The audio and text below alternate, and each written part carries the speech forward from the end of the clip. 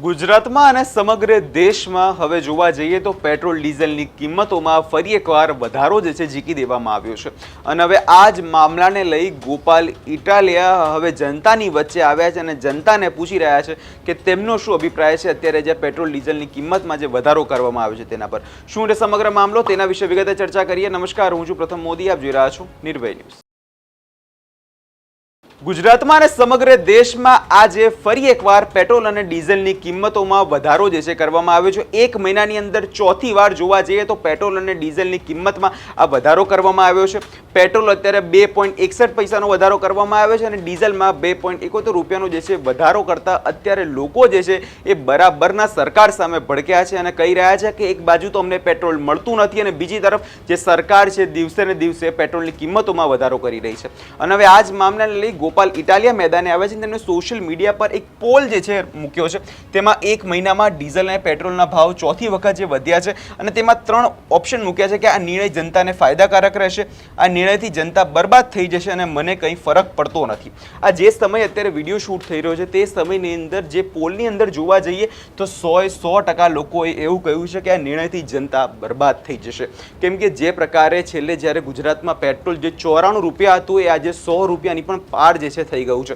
સામાન્ય માણસ જે છે, ખેડૂત છે, મધ્યમ વર્ગના જે લોકો છે તે રોજિંદા જે પેટ્રોલનો ઉપયોગ કરે છે તેના કારણે હવે જે પેટ્રોલની કિંમતમાં વધારો થઈ રહ્યો છે તેને કારણે તે લોકો પણ હવે બરાબરના ત્રાહિમામ પુકારી ઉઠ્યા છે કે એક બાજુ જ્યારે લોકો લાઈનો લગાવીને ઊભા રહે છે અને લોકો કલાકો સુધી લાઈનો લગાવીને ઊભા રહે છે, એક બાજુ તો સરકાર તેમને પેટ્રોલ આપતી નથી અને જે જગ્યાએ કદાચ પેટ્રોલ મળે પણ છે ત્યાં તો કદાચ હવે કાળા બજારી પણ જે છે શરૂ થઈ ગઈ છે। તમારે તમારી ટાંકીમાં ફૂલ પેટ્રોલ કરાવવું હોય તો જે થોડા પૈસા વધારે આપવા પડતા હોય છે। આવી પરિસ્થિતિ અત્યારે ગુજરાતની થઈ ગઈ છે અને જે દિવસે ને દિવસે આ જે પેટ્રોલનો વધારો કરવામાં આવી રહ્યો છે તેને કારણે જનતા પણ હવે એવું કહી રહી છે કે આ નિર્ણયથી જનતા અમે બરબાદ થઈ જઈશું, કેમ કે આ જે ભાવ વધારો જે છે કરવામાં આવ્યો છે તેને કારણે હવે લોકો જે છે સરકારથી કંટાળ્યા છે। એક બાજુ સરકારના મંત્રીઓ એવું કહી રહ્યા છે કે ગુજરાતમાં પેટ્રોલ ડીઝલની કોઈ પણ જગ્યાએ કોઈ અછત નથી, પરંતુ પરિસ્થિતિ ગુજરાતની એવી છે કે અત્યારે લોકોને પેટ્રોલ માટે ફાંફા મારવા પડી રહ્યા છે। જીતુ વાઘાણી દ્વારા પણ ખેડૂતો માટે એવું જ કહેવામાં આવ્યું હતું કે ખેડૂતોએ કોઈ પણ ચિંતા કરવાની જરૂર નથી,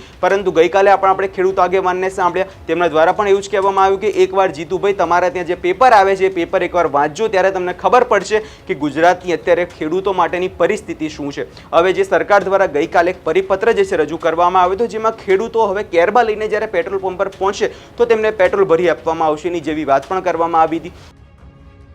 કોઈ પણ સમસ્યા આવે એમનું ભોગવવાનું ખેડૂતોને રહે છે। આજની તારીખમાં જે સમસ્યા અને સંજોગ ઊભા થયા છે કે ચોમાસું માથે છે, ખેડૂતોને પોતાના ખેતરમાં કામ છે અને ટ્રેક્ટર દ્વારા એ ખેતી કામ થાય છે, તો આજે એ ટ્રેક્ટરમાં એમને જે જરૂરિયાત છે ડીઝલની, તો ખેડૂતો પંપો ઉપર લાઇનમાં ઊભા છે, કલાક 2 કલાકના સમયે એમનો વારો આવે છે, એમને જોઈતા પ્રમાણમાં ડીઝલ નથી મળતું।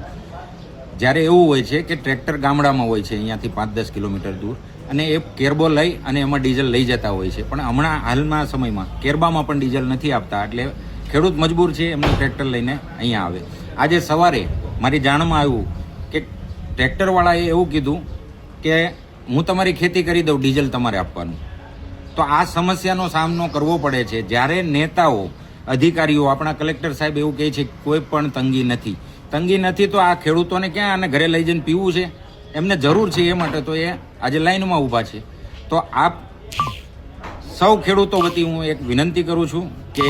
જે અત્યારે આ સમસ્યાનું સર્જન થયું છે એનો યોગ્ય નિકાલ કરવામાં આવે અને ખેડૂતોને જોઈતા પ્રમાણમાં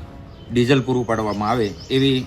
અપેક્ષા સાથે, કારણ કે આ જે તાલુકો છે આ તાલુકામાંથી અહીંયાના ધારાસભ્ય, અહીંના સાંસદ સભ્ય અહીંયાથી ચૂંટાયેલા છે, તો એમની જવાબદારી બને છે કે આ લોકોએ એમને ચૂંટીને મોકલ્યા છે તો એમની સમસ્યા ઉપર ધ્યાન આપવામાં। આજની તારીખમાં કોઈ પણ નેતા હજી આ સમસ્યાને ધ્યાને લેવા માટે અહીંયા કોઈ આવ્યું નથી, તો આ સરકારને વિનંતી કરીએ, આ નેતાઓને વિનંતી કરીએ કે ખેડૂતોને જે અત્યારે હાલાકી પડી રહી છે એ હાલાકીમાં યોગ્ય નિકાલ થાય અને સરળતા બની રહે એવી આશા સાથે જય હિન્દ।